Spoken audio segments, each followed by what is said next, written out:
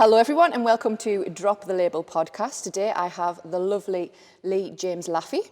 Hello. Would you like to introduce yourself for me, please? Yes, well, I'm Lee Jameson-Laffey. I started at the gym about 8 weeks ago now. Yeah. And I think I made a sort of a conscious decision just to sort my life out. And I think we had a bit of an in-depth conversation. We did, didn't we? Which was quite funny. And I've just recently moved to Durham as well. So I'm a singer. I work in aesthetics. I have my own company. I'm busy. But I just wanted to get my life in order, and that's when I thought of you. And then literally just that was it. And I think this has just evolved, really. Yeah. Which is going to be interesting, I think. It has indeed, it has indeed. So you posted a video quite some time ago and you shared a link with me off the back of me doing this Drop the Label podcast because you thought it might be of interest. And I watched it as soon as you sent it, to be fair. And you discussed quite a lot of labels that you'd endured and things that you've gone through in your life. Yeah. So that's why I asked you to come on, because I thought it would be nice to have a chat with you in person about it. And I know you said you've got other things to talk about, that you'd like to talk about, that you didn't cover last time as well. There's so much. And I think as well, what was really interesting is when we were discussing them labels, obviously about being gay, struggling with alcohol, families, growing up and all of that, I think there was a lot of scope that I possibly, at that time, could have gone a little bit more deeper and potentially didn't. Yeah. So, you know, moving, nearly 2 years ago now? Because obviously we've had COVID and everything like that. I've completely changed. And even if you were to look back at that video, you know, massive hair and full face of makeup on and all of that, do you know what I mean? But at that point in time, I was really comfortable and really, really happy with the way that I looked. I did struggle, but now I just feel as if I've gone from a boy to a man. Right. And it's really weird and it's quite corny to say, but I really think that I'm in the best place that I've ever been. I had to pack in drink for a year because it controlled my life. Right, okay. And I was labelled as being the bitchy queen or, you know, somebody who was a little bit outspoken. Yeah. And to be honest with you, I'm quite like that without the drink, really, to be fair. But I think I've done a lot in my life. I'm 42. I've fostered 11 kids. Right. I've had a business. I've lost a business. I've got another business now, which is doing really, really well with my business partner. I've had the big house. I've lost the big house. I've gained the big house. Right. It seems to have I've done this big, massive sort of backwards and forwards, but I think I've had to lose things to gain them again, to appreciate them. Right, yeah. And I'm not just the puff in the corner anymore. Right. And I think that was a massive thing for me, that I was always being labelled as either the funny one or the bitchy one. Yeah. And I'm not that at all. Right. And that used to upset me because I remember once I overheard a conversation that somebody who I thought that was my friend, who basically said, oh, well, we'll invite Lee because he's a laugh. Right. So I was labelled as the comical joker. I wasn't labelled as the friend or anything like that. I was just labelled as the comedy joker, and that really hurt me. And then I just had to sort of regress from that sort of that friendship, really, and find out who I was going to be. But I remember times that I would sit in the house and cry because every time I'd put clothes on, I would look in the mirror and the person that was looking back at me wasn't me. Right. And I was trying to fit into a box that didn't exist. Yeah. And that was really hard. And I struggled really, really bad with that. And I think, you know, having foster kids and things like that, don't get me wrong, I wasn't drinking when I had the foster kids, it was after that. But I'm sure that you agree, kids can turn you to fucking drink. You know what I mean? Yeah. So, you know, I think people would just shake my hand, really, 11 kids. Who do you think he is? Fucking Miss Hannigan. And I was like, literally Miss Hannigan. And, you know, I had like a theatre school as well, which did exceptionally well. And I had that for 5 years. And it wasn't about the numbers and things like that. It was about allowing these kids to fit into a place where they were comfortable. And express themselves. Yeah, and they weren't labelled as the glee club or the geeky ones. They were just kids that wanted to have self-esteem and confidence. And I instilled that in with them. And then it was only ever going to be a 5-year plan, and it literally ended on the 5-year plan. But I tell you what, I bloody miss it. Right. It's one of the hardest things I've ever done, to actually give up. Right. But I had to do that for me. Right. Because it was just controlling my life. Right. Did you feel like you were investing so much of your time, or in terms of controlling your life, was it more the emotional roller coaster that comes with doing something like that? I think when you're doing something like that, when you are the peer, I think you've got a lot of people that are looking up to you as well, and you can't say certain things, you can't, Yeah. do you know what I mean? You can't be a certain way, or, and I think again the label thing kept coming back, but I think I was putting a lot of labels on myself. And a lot of people were very much like, we love you for who you are and things like that. But I didn't. Right. And that was the issue. And like I said, I kept looking in the mirror and thinking, who's this person and things like that. And then, August 2018, I bit the bullet and hired a theatre, a 250-seater theatre. Right. And decided to put my name above the door and put a show on, and that changed my life. Right. In what way? I became the person that I should be. Right. And I took a photograph on my Instagram, and I think I've mentioned this on the previous video, and it was just literally the stairs and everything like that, and I took it and I thought, fuck, there's no going back. There's 250 odd people clapping and shouting your name, and you're thinking, the music's on, and you're thinking, oh shit, what have I done? Yeah. And that was it. And them struggles of looking in the mirror and being the person that I was wanting to be, and were these the right clothes, and should I be walking around in Louis Vuitton and Gucci, or all of these shoulda, woulda, couldas. I stood on that stage and I was just me, and everybody just said, oh, you're gonna start me again. I promised I wasn't gonna do this. Everybody said to me, you came alive on there. And it was unbelievable to see a person that had grown, and I came alive, and my whole life completely changed. Yeah. Ooh. You all right? I wasn't expecting this. It's like, this is cheaper than therapy. But yeah, it did. It changed my life. And the labels started to drop off because I wasn't bothered about them. So you were dismissing the labels that you'd given yourself? Yeah. Yeah. Don't get me wrong, there was, as a gay man growing up at school and things like that, I was thrown labels and things like that. When I bought my first house, my windows used to get smashed in and things like that because I was gay. And ironically, the boy that used to do it was called Kim. Fucking knob. Do you know what I mean? Yeah. But I was like 18, scared and didn't know. No, then obviously I met my partner and I've been with him for 16 years, and we've been married since 2012. Right. So we've been married 10 years this year, and my life's completely changed. And I've hopefully changed his life as well. So do you think it's accumulation of several things in your life that's led to this point now? I know you said at the beginning it sounded, cliche that you're now a man. Yeah. But do you think that obviously, meeting the man of your dreams, putting on your show, actually just feeling like you could be yourself is what's made you? Yeah, and I am very expressive, and I'm very flamboyant in certain ways, but people that know me will probably say that I'm very private. So when I'm with my friends and things like that, yes, we'll have a laugh and everything like that, and I am very private. And yes, I do post things on social media and stuff like that, but I post things on social media now, which are sort of not for somebody to say, oh, look what he's... It's not about...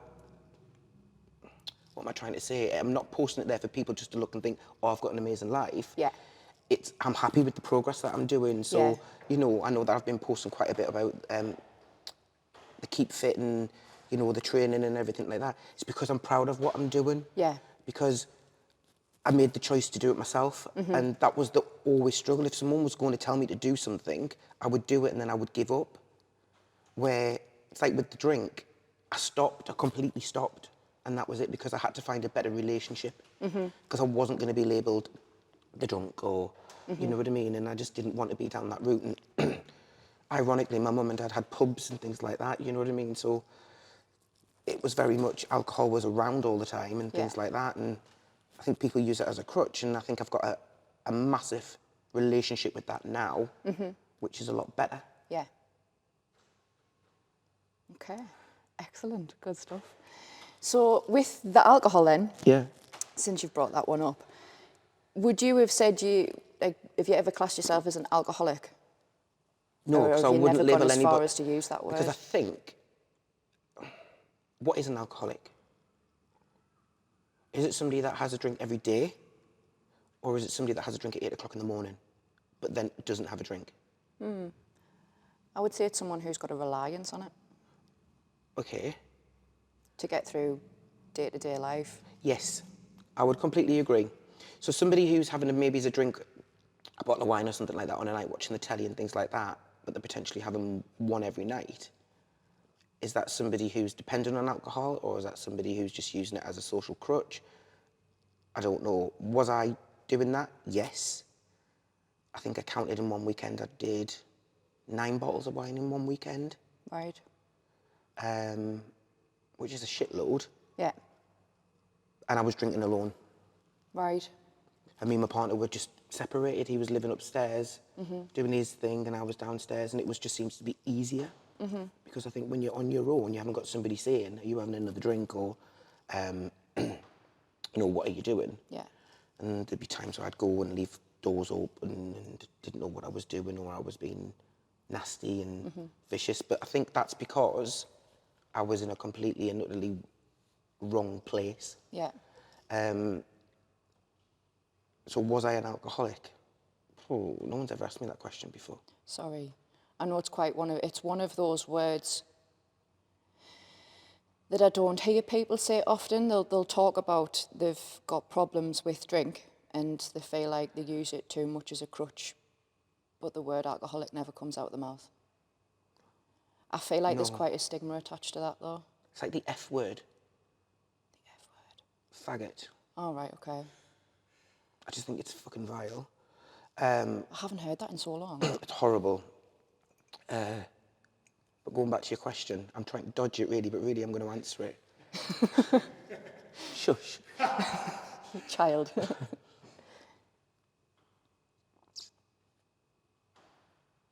Yeah, I probably was. Right. Does that feel hard coming out of your mouth? Or do you feel like you're now in such a place where you are so happy? It's hard because obviously no one's ever asked me that question before, and I've never really had to answer it. So thinking about what you said and then thinking about what I've just answered, yeah, I probably was. I was a functioning alcoholic. Yeah. I don't think I was dependent on alcohol, so I wasn't like sort of needing it when I got up or anything like that. Yeah. Was I functioning alcoholic? Yeah, probably, yeah. And I've had this conversation with my older sister, and she said, no, you weren't. And I'm thinking, no, I was. You're just trying to make me either feel better or you don't want to admit it yourself. Right. And do I have a better relationship with alcohol now? Absolutely. Yeah. Yeah. Can you take it or leave it now? Yeah. I really can. I did it for a full year of like nothing. And I would say that was the best year of my life because I managed to put labels into places, into boxes and take them off. And don't get me wrong, I probably carry a few labels now. Yeah. I think everybody does, but... Of course. Yeah, I'm in an amazing place now. Good. It just goes to show, though, that you can have some quite intense labels that you maybe don't want to sort of acknowledge, but you can move past them, you can get rid of them. Yeah, of course you can, and I'm always going to have the label of gay, because, you know, that's never going to go away, you know what I mean? But it's like I said, that's one of those labels that if you are, then you should fully embrace it. Yeah, but what's really, really funny, though, nobody labels you as a heterosexual. Nobody goes around and says, oh, there's Sarah the heterosexual. Yeah. They just go, there's Sarah. Yeah. You know, and we've got 2 really close friends, and they call us the boys. Right. And that's all we are to them, is the boys. Yeah. You know, and they're a lot older than us. And, you know, they're really, really good friends of ours, like very good friends. We're close with them and their kids, which is lovely. Yeah. And we have an amazing relationship with them all. And we're always the boys. There's no gay label or anything like that. And it was quite funny, actually, because I made a few notes, and they're in my head. They came around for coffee on Tuesday, and it's the wedding that I'm going to in September that I'd mentioned to you a couple of weeks ago. You still haven't told us who it is. I'm not going to. So they'd said that the groom's dad was going to come and stay in the villa that we're pre-staying before we go to where we're going for the wedding. And he was worried about the dad, how he would take me and my husband. Right. And I said, you don't need to worry about that because it's not going to be an issue. He said, I know, he said, but I don't want you to change. It's not me about what you're going to say. Yeah. It's about how he's going to portray potentially you. And as your friend, I'm not allowing that to happen. Right, okay. So I just thought, And that's lovely because somebody's sort of looking out for you in a way. Yeah. And also wants to protect you. Yeah. And obviously, I went to a bar in Newcastle, and I don't wear the normal. Well, obviously, I'm wearing the normal clothes today. Right. You know, I look like I've just come out of the office, don't I? Do you know what I mean? But sometimes I'll wear like really wild stuff. I try and find things that not to shock anybody, just because I am a bit different, and I like things to be different. You know, if everybody wants to go to shop to River Island or everything like that, that's fine, you know, follow the sheep and that's great, but I'm not a sheep. Yeah. You know? So I had these flowery silk pants on, and this guy in a bar in Newcastle said to me, he was with his wife, you look amazing. But then we went into another bar which potentially was a bit ropey, and the guy that I've just spoke about, who said he was worried about us,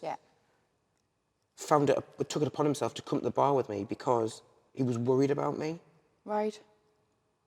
And he was worried about me about how the macho straight man, and I'm not being funny, you show me a macho straight man, there's not one in fucking Britain really, is there? Do you know what I mean? And there isn't. Do you know what I mean? Everyone's got some sort of device somewhere. But he was worried, and I said, you don't have to worry about me. And it's how people perceive you, and it's perception and things like that. Like, you know, people might think, oh, you drive around in a Range Rover, you must be a drug dealer. Fucking come on, get a grip. Do you know what I mean? It's just ridiculous, and I just think it's 2022, and, you know, shouting the word puff in the street and all of that, it's still happening. Right. It's still going on. Do you know what I mean? And I just think it just needs to stop. Yeah. And all I keep hearing on the news is about straight women are getting wolf whistled at and they don't like it. And now there's this thing now where, you know, it's against the law now to take a photograph of somebody down the top, this bra thing that was on the news yesterday. And I was thinking, well, why is that against the law? It should be against the law anyway. Nobody should be taking any photograph of anybody down anybody's top. Do you know what I mean? Yeah. And I just think, but nobody seems to be talking about the people that get in heck at being called a puff, or the trans people, or the non-binary people. And, you know, don't get me wrong, as the community, you know, everybody says, you know, we all follow the same community and everything like that. I get that, and there's certain things in my community that I just don't physically understand. You know, people identifying as other things and objects and things like that. I don't get it. Right. Because, you know, when I was in my 20s, sort of 20 odd year ago, it was hard being a gay man. But then I realised that and I'm 42, how hard was it for the people that are now 60? Because it seems to be completely different. Like, there's kids now that are going to school, and boys that are going to school in full makeup, and they're 30 and they know exactly what they want to do. They know exactly where they want to be and things like that. And I think that is unbelievably amazing. But that didn't happen when I was a kid.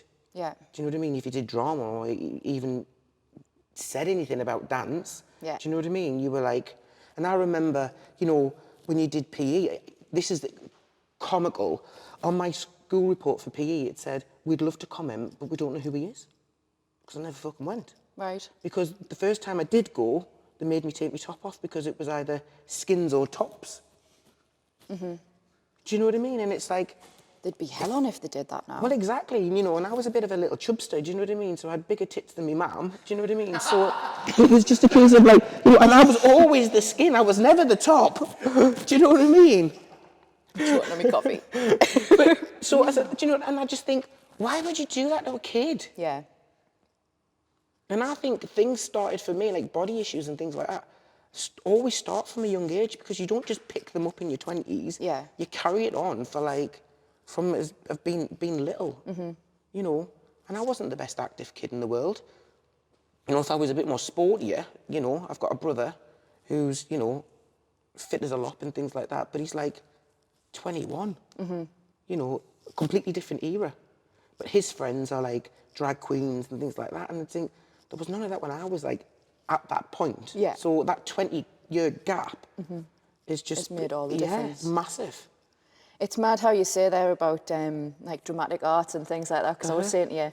Yeah, I remember you said, yeah. I went to drama. It was the NADA. Did you love it? I loved it. I absolutely Where did you loved go? it. NADA. At Royalty So the Theatre? Northern... Yeah, the Royalty Theatre. That's the theatre I hired out for my show. Oh, was it? Yeah. Oh, brilliant. Yeah, we used to go every Sunday, and then during the school holidays we'd take a week and we'd rehearse for a full week a show like Chicago or something like that, and then we'd perform it on the Saturday night. And we did, I think I did maybe 4 or 5 shows with those. What was your best part? Oh. What did you just say? A tree. Twat. No, Roxy in Chicago, probably. Did you love it? Yeah, yeah. Did you have all the hand movements and everything? Do you know what? I was never a very good dancer. I'm not going to ask you to do anything. Like, I was absolutely shite. Could you imagine? I was shite at dancing, but I liked singing. But you could belt out a note? Yes. Good. I enjoy singing. Yeah, I very it's much therapeutic. It's like, it's my meditation. Yeah, definitely. But a lot of the lads that I went with, and they were all my friends. We all used to like knock about with each other outside of drama and all the rest of it. And several of them used to get called gay, and they weren't, but it was because they did drama and they sang and they danced, and it was like, why does that mean? I mean, one of them was particularly flamboyant, and he still sings now. He sings on like cruise ships and things like that. And he was my boyfriend for a little while. I mean, I'm talking boyfriend when we used to just neck on, nout else. Yeah. So I used to do that with girls. Like, I used to go out with like really, really stunning women. Yeah. And but never did like the whole foofy thing. I No. couldn't. I'd need a sat nav to find one. Honestly, God, I would. It'd be like, turn left, make a U-turn. Honestly, God, I would be no good. I would like blow with the hair on a Friday and put the lipstick on and stuff like that. Do you know what I mean? But, Yes. sorry. No, it's fine. But I mean, even though he was my boyfriend for a little while, he would still get called gay. And I mean, he's married now to a woman as well. Okay. And it was just so, it was such a stereotypical thing that I used to witness. Yeah, it is massive, and it's still. I don't think it's as. Oh God, I'm trying to say. Is it bad? I don't know. I've been out of the. Well, I've gone more into the singing now. Yeah. So I'm not in the sort of the theatre stuff as much as I used to be. But I just like. I get what you're saying. I think there's more straight dancers out there now than what they used to be. Right. I don't think it's as stereotypical as what it was. But then again, you then just get that one, unfortunately, this sounds dodgy now because I'm going to slag off the gay community. Well, I'm not going to slag the gay community off anyway, because you know what I mean? Yeah, I'd be burnt to a stake, wouldn't I? But the likes when you get like, and you only get them in patterns like way and sleep. Right. Right? The ballet dancer. Yes. Yeah? Yeah. Very flamboyant, very gay. Now the next one to come along after that was probably, and then you had like the Tony Blairs and things like that, so very stereo. Well, did he ever come out? Nobody knew. I think he was. And then you had like Louis Spence. Yes. So which was very similar to like your Way and Sleep, but like a modern day version. Yeah. And I don't think there's been anybody else after that. I can't think of anyone like that, no. But I know a lot of straight dancers. Right, yeah. That love it. I think it just always used to be that thing where if you were in any way flamboyant, or if you expressed yourself, and if you sang and if you danced, you had to be gay. Yeah. And it's ridiculous, really, because it just basically says that. So if you played rugby and played football, were you a thug? No, you weren't. You were the best lad in school, weren't you? Yeah, in theory. Do you know what I mean? All these stereotypes that we used to have in school is just mental. Absolutely crazy. And it was really funny because my two sisters went to boarding school. Right. And I struggled with that quite a bit because I just couldn't understand why I was sort of kept at home and why they were sent away. Yeah. And I think it was for my mum's own selfishness, really, rather than being on her own. Right. And I think sometimes it's an excuse because I was younger. It was, oh, well, we'll just keep him at home, you know. And because obviously we lived abroad, my sisters came to boarding school in the UK. So I only ever got to see them at like the summer holidays and things like that. So I really struggled with that as well. And it was really, really funny because when I used to spend a lot of time with my mum and stuff like that. And I'm going to go back and actually talk about, you know what I'm going to talk about, don't you? So obviously I did spent a lot of time with my mum because my dad was in the army, so he was away on exercise and things like that quite a lot. And it was bizarre because obviously when we came back to the UK, it was my mum that put me into drama school. Right. So she's obviously seen something and thought, let's throw him into there because if we throw him into the bloody football team or anything like that, he's going to get absolutely annihilated. So, you know, which might not have been a bad thing. Being rinsed by 11 then, you know, standard Friday night for me. Excellent. Oh, God. But yeah, so she put me into drama school and obviously, you know, from there I went on to do TV work and stuff like that. And I think as well, because I sort of lived abroad and didn't have a broad accent from the northeast, because I'm actually a Scouser, which you would never know. Nah, you wouldn't like. So, because my mum's from Liverpool and my dad's from Sunderland, so we came back to the northeast. You know, when I did like the theatre stuff, and bearing in mind, I had like a season ticket to the Sunderland Empire. I was constantly on the Empire, and then I was doing local TV work and stuff like that. When I came out as gay, I had this massive speech that I needed to sort of tailor towards my dad because my dad was in the army. So I had to sort of tailor that towards him, and I thought it'll be great because I'll have the support of my mum. No. My mum went into a complete meltdown. Really? Yeah, just didn't know. I don't know whether she knew but just didn't want to know, and really struggled with it for years. For about 2 years, she really, really struggled with it. Right. But my dad was really, really supportive. And my dad was like, well, can you not remember him that used to come round for his Sunday dinner and, you know, the big soldier? And I was like, oh, yeah, I remember him. Well, he was a drag queen. I was like, was he? Do you know what I mean? I was like, what? And what I think what my mum thought was, because she was obviously from Liverpool and things like that, she thought that I was going to struggle growing up. Right. She thought that the gay bars and things like that were seedy and things like that. So but even before I decided to live my life as a gay man, she'd already put a label on it. Right. But she put a label on it from her point of view of worrying about how you were going to be. Yeah. And how you'd be treated. Yes.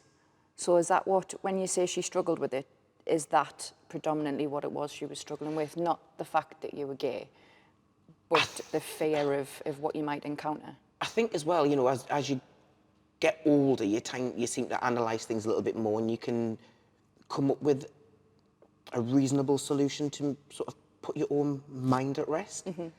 And I think she also maybe panicked about how society would treat me and the fact that maybe that she might not get no grandkids with me and would I have any kids myself and would I find somebody? Yeah. And would I potentially have the best life possible? So it was really difficult for my mum to sort of grasp, really. And I think the best thing for me to do was I took her to a gay bar. Right. Because I thought I can say as many things as I can to try and tell her that it's okay and to ease her sort of mind and perceptions of how the gay world is. Yeah. And I thought, well, the only thing to do is really to take her to a gay bar. Yeah. And that's when it changed. Right. And she realised that it wasn't seedy and, do you know what I mean? Yeah. There's not like 90-year-old men dressed in leather waiting in a dark room for you, do you know what I mean? It's just not like that. Don't get me wrong, there's places like that. Yeah. I would never know. In You've Berlin. been. Okay, Daddy, shut up. So I took her to a gay bar and, you know, she had a couple of friends with her as well, you know what I mean? And it was great. Yeah. And I think she's a lot happier now because obviously I've met my husband and, you know, and she doesn't see me now as being the gay son. She sees me as being the son and who's a successful person. Yeah. Which is nice. Yeah, yeah, definitely. So which bar did you take her to? I took her to a bar in Chester. Right. Because that's where I was born. I was born in Chester. So I took her to a bar in Chester and I think it was called 69, which is not the best place to take your mother, really, is it? And it was like a drag bingo. Yeah. So, and I thought, well, that's great. Yeah. You know what I mean? Women love bingo. Do you know what I mean? A win-win situation, isn't it? Yeah, so I took her there. Right. And I think it was like a random Thursday or a Wednesday night or something like that. And then we went to a nightclub which was called Rush. Right. And it was only gay on that specific night. Yeah. And we went there for a few hours as well, and she absolutely loved it. Absolutely loved it. And then just that life's just got a lot easier being gay. And like I say, don't get me wrong, I've been in some situations where I've been a bit sticky and things like that, and I've been cold and stuff like that, but you seem to ignore it. Right. But there is times now where I will say, sorry, what did you say? Yeah, yeah, yeah. Because I think, I'm not putting up with that. Because I'm not sort of sitting here saying, well, look at that fucking clip of that straight bloke there. Yeah. Do you know what I mean? But even, well, you wouldn't. You're such a child, you could sit and snigger and... But the straight bloke thinks that every gay man's going to hit onto him. It's like, are you real? Do you know what I mean? You haven't got a set of teeth between you. Yeah. Do you know what I mean? You look like you've just walked off fucking Jeremy Kyle. You stink for one, do you know what I mean? And it's just like, get a life. Yeah. But I still don't particularly feel easy in straight bars. Right. I really struggle with that still. And I think it's because I still struggle with how people perceive me. Right. Because like I say, when I go out, I'm not the normal dresser. I like to be a little bit different. You know, I like to go to, you know, fashion boutiques that are different. Yeah. And when you are different, you stand out like a sore thumb, unfortunately. And you will get somebody that'll say you look amazing. Yeah. But then you might get 3 or 4 people, unfortunately, that'll look at you and go, what the fuck have you got on? Like, obviously, Gay Pride at the weekend, you know, it was acceptable to be a little bit outrageous. Yeah. But I obviously wear high-waisted pants, T-shirt, sometimes I wear Cuban heel, you know, I feel powerful, you know, I feel amazing. And I get it when women put heels on and they can strut in and they command things. Yeah. My sister's like 6 foot odd, and when she's got heels on, I'm like, shit. You know what I mean? I wouldn't mess with her, do you know what I mean? Because she's very much like me. My other sister is a lot quieter personality-wise and is more of a mum. Yeah. And I love that about her. And that's the quality that I absolutely adore about my younger sister. But my older sister's powerfulness is unbelievable. If she walked in here, she would literally rinse Alan Sugar to her. Right. Yeah, she's terrifying, but she's not. Yeah, yeah, yeah. Do you know what I mean? But that's the type of job that she has. And I just think, I still struggle with walking into straight bars and things like that when there's straight men. Right. And like I say, my outfit for Pride was, you know, high-waisted pants, full sequin, you know, fedora hat, Cuban heels, and it was acceptable to look different there because you're in your community and things like that. If I was to sort of walk in Bar 1 on Grey Street, would I get looked at? Yeah, you would. If you went into Harry's bar, of course you would. Yeah. Absolutely. But if somebody walks in with what? Bloody Lyland Scott jumper on, do you think, am I looking at them? Yeah. Stone Island on them, and you know what I mean? It's like, I'm not judging you, so why do you feel the need to either judge or put a label onto me? What gives you the right to do that? Just because I'm different. You're different because you're wearing a top that everybody else is wearing. I'm different because I'm wearing something that nobody's wearing. Yeah. Do you feel that in those circumstances people are labelling you or looking because of what it is that you're wearing, or do you think they automatically look and go, he's gay? Yeah. It's not very hard, is it really? Well, no, because I know some, I mean... But I know what you mean, though. Yeah, because there's some quite flamboyant dresses who aren't gay. Yeah. And I wonder if they have the same sort of thought process when they're going into certain bars, or not. I don't know. I don't know. I can only sort of go from my experience. Yeah. I remember two straight men taking a photograph of me once and laughing. Really? Yeah. And that was in a bar, that was in a hotel in Sunderland. In fact, I'll actually name them, actually. It was the Roca Hotel, and they dealt with it fucking appallingly. Really? Yeah, they did. To the point where I said, actually, because I was absolutely raging, and my partner was raging, and we were with a straight guy who was literally going to bounce them all over the bar, and I just like, no, just leave it. And all I wanted to know wasn't about what they did. I was just thought, well, what gave you the right to do that? Because if you took a photograph of a girl like that, the police would have been called and you would have been arrested. Yeah. So it's acceptable for them to do it to a man? No, it's fucking not. It's not acceptable. Yeah. It's not acceptable to put a label on anybody, you know, because I just think everybody's each to their own, do you know? And it's not acceptable. And labels are still being put on people and things like that, you know, even the disabled people and things like that. And I just think, whoa, hang on a minute. What are you doing? And unfortunately, it's these people that are putting labels on that are probably struggling internally with themselves. Yeah. That's what I'm finding more and more is the labels that are used. I mean, you won't listen to it yet, but on Sunday, we've got one with Melissa, and it's about being disabled. Oh, right, okay. So she's an amputee. She does our weightlifting programme, and she doesn't use it. She never ever referred to herself as disabled, she says, because when she decided to have part of her leg removed, she got her life back because she was born with club feet. Right. And she says, like, sometimes people would approach her in the street and say, like, oh, I really feel for you. And she's like that would make her uncomfortable because it's like, well, you're making assumptions that I'm living this part life. Yeah. But she'd just ignore it and nod and move on. Because she says, I'm not going to get into my life story with a complete stranger who feels the need to stop me in the street and say, oh, I really feel for you.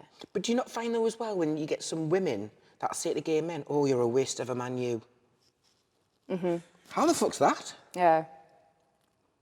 Because they want you. Yeah, probably. that is what it is.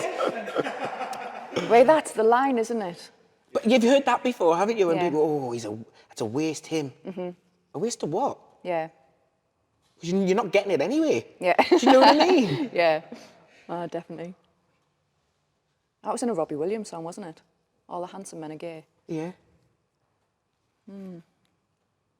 I've just definitely heard that one several times, actually. It's not a waste, though. No, it's not, but it's very similar to, like, when it's that type of sort of label that woman was putting on your friend, who's obviously the amputee. It was like, you know, but then everybody then always feels pity. Yeah.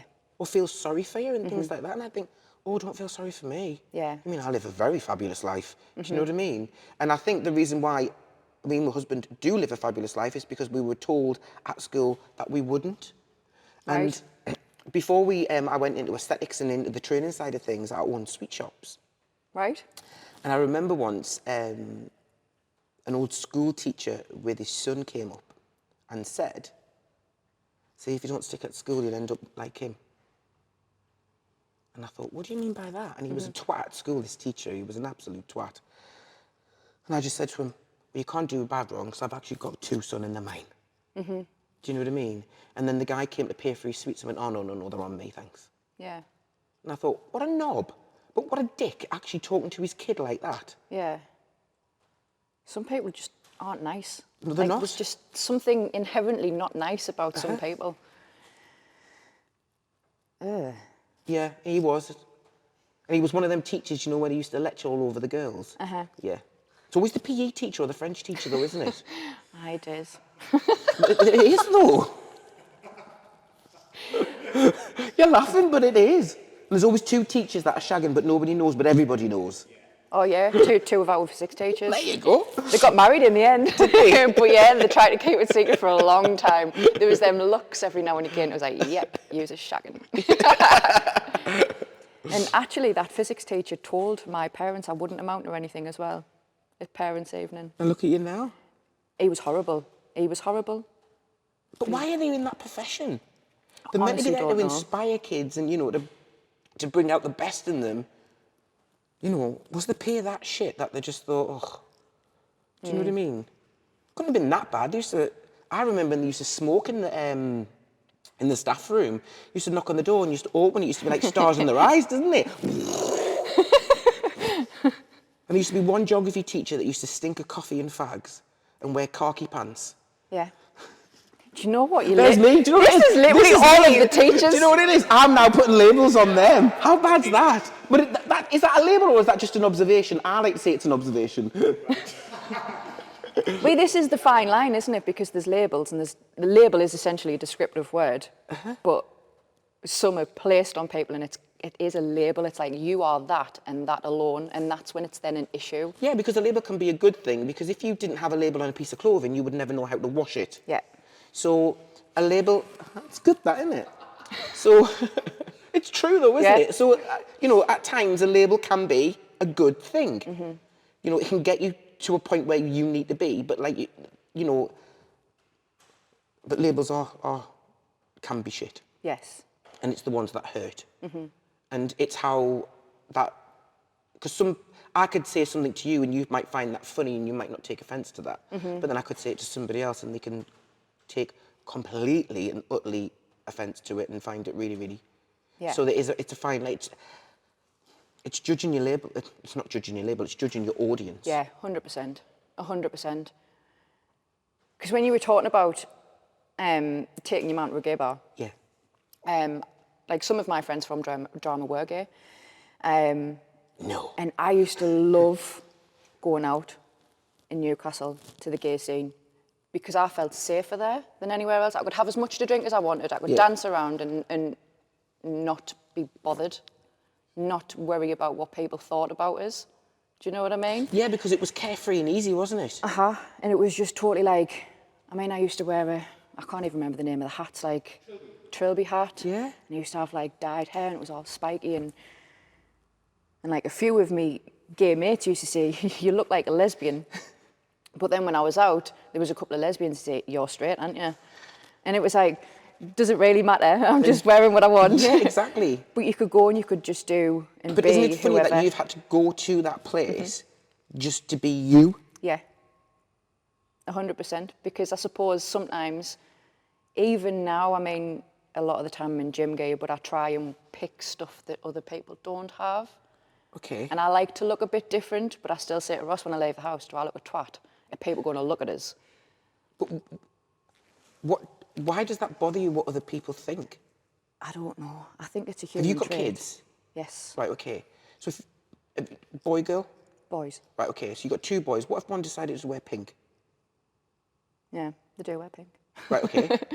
When they go out, does that bother you? No. Does it bother them? No.